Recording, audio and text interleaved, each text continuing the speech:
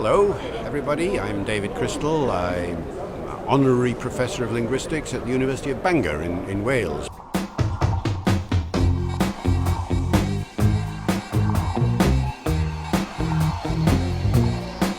Most people in the world are at least bilingual. 3/4 of the world's population are bilingual. And so once you start on that slope into language and languages and then dialects of languages and then varieties in the dialects of the languages, you develop a kind of curiosity and a fascination. Language changes because society changes. It's the only reason. The only languages that don't change are dead ones. A living language is there to keep pace with society. It is there for human beings to say everything they want to say and to talk about everything they want to talk about. And different languages each express different visions of the world. So there are some 6,000 or so languages in the world, and each one has a different way of talking about things, the environment, what it means to be human in their society. And then because these different languages all interact with each other, and especially when you get a language like English becoming a global language, and then encountering and contacting all the other languages around the world where English has some presence, so you get an enormous interaction between English on the one hand and those languages, English words coming into your language, whatever it is, but also your language words coming into English.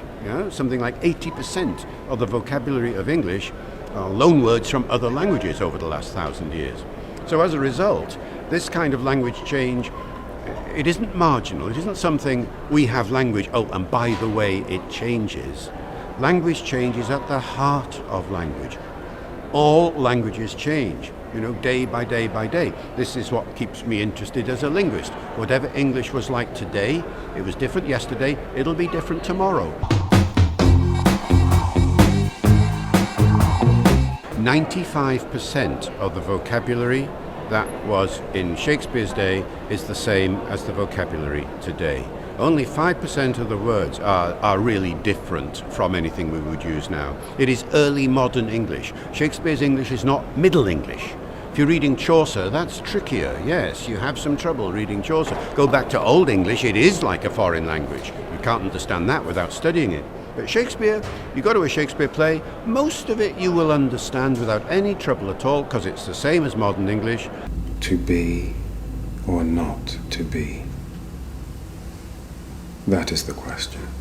And in those places where the words are different, well, a good production should help you to understand that word just by looking at the context in which it is used and the way the person uses it. I'll give you an example.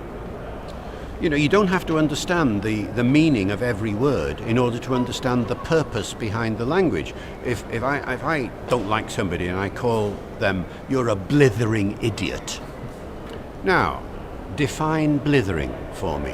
What does blithering mean? No English speaker would be able to tell you. They don't know what it means. All they know is it's an emphatic word that means you're a great idiot. So here's a word that's being used and you don't know what it means, and yet you still use it and everybody seems to understand it. Now it's the same with Shakespeare. What I like to notice more than anything else is the new families of words that are coming into the language. Not just one word, but a word generating a whole family. For instance, all right, do you blog out there? So you're a blogger. Right, so you're blogging. So what we need a name for all the people who blog. That's the blogosphere. I love that. The bloguverse, the universe of bloggers. And if you blog too much, you're suffering from bloggeria. Based on diarrhea, of course. You're blogging too much. That's what I love. I love the way a family of words develops out of a single starting point. Obrigado. I spent a lot of time in the 1960s and 70s in Brazil for the British Council doing summer schools at Curtiu Inglesas and so on. I have the best collection of Escola de Samba records that anybody has got in Britain, I think, all from the 1960s and 70s. I was a very good samba dancer once upon a time, but don't ask me to do it now and my back would go. Nice to talk to you all.